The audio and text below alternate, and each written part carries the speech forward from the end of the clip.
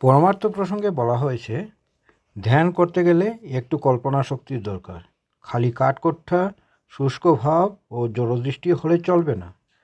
শরীরের মধ্যে যে ষটচক্র, ছটা পদ্ম বা নাড়িগ্রন্থি আছে, তাদের স্থূল অস্তিত্ব নেই, চাক্ষুষ দেখা যায় না।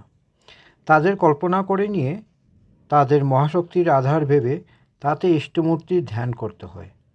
যত ধ্যান গভীর হবে তত চিত্ত স্থির ও শুদ্ধ হবে, অন্তরের শক্তি তত জাগ্রত ও বিকশিত হবে। পরমার্থ প্রসঙ্গে বলা হয়েছে, ধ্যান করতে গেলে একটু কল্পনা শক্তির দরকার।